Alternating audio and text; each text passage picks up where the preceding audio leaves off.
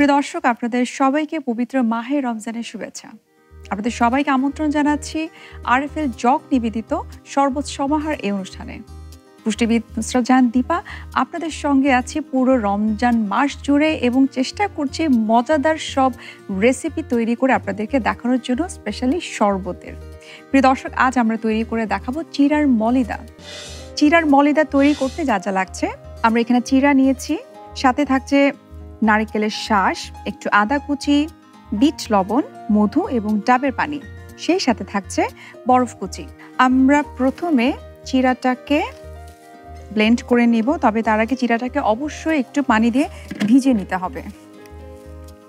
চিড়া কিন্তু আমরা যারা খুব স্বাস্থ্য সচেতন তারা সবসময় চিড়াটাকে প্রেফার করে থাকি, কেননা এটি পেটকে ঠান্ডা রাখতে সাহায্য করে। সেই সাথে যাদের আসলে কনস্টিপেশনের প্রবলেম রয়েছে তাদের জন্য চিড়া অবশ্যই খুবই উপকারী। সেই সাথে যাদের একটু পেটের সমস্যা হয়, গ্যাস্ট্রাইটিসের প্রবলেম যাদের রয়েছে, অথবা ডায়রিয়াজনিত সমস্যায় যারা ভুগে, তাদের জন্য কিন্তু চিড়া অনেকটা মেডিসিনের মতো কাজ করে থাকে। এখন আমরা অ্যাড করছি নারিকেলের শাঁস। এটা আমরা মোটামুটি 1 কাপ পুরোটাই দেওয়ার চেষ্টা করব। এখন আমি অ্যাড করছি একটু আদা কুচি, যেটি আমাদের চিড়ার মলিদার টেস্টটাকে অর্থাৎ ফ্লেভারটাকে অনেকটা চেঞ্জ করে ফেলবে। আমরা এখানে অ্যাড করব অল্প একটু বিট লবণ, আমরা এখানে অ্যাড করব একটু মধু।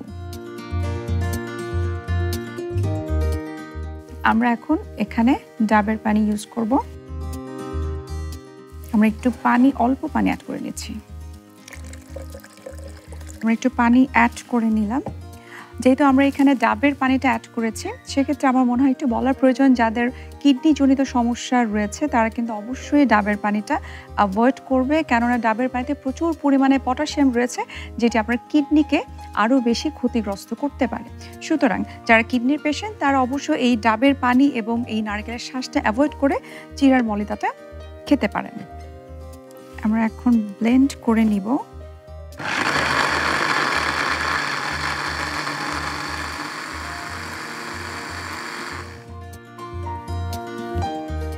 আমাদের ব্লেন্ড করা হয়ে গেছে।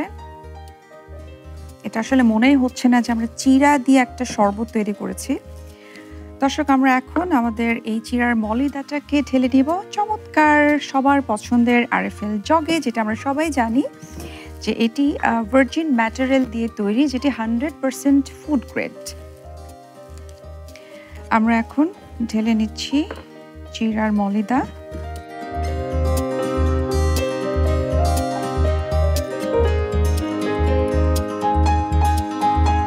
আমরা একটু অ্যাড করে নিচ্ছি বরফ কুচি।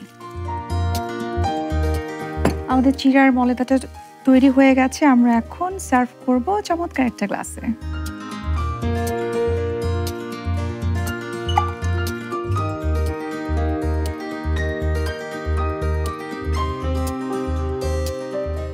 বাচ্চারাও যাতে একটু আগ্রহ প্রকাশ করে এই চিড়ার মলিদাটা খাওয়ার জন্য, সেজন্য আমরা একটু ডেকোরেশন করে নিলাম।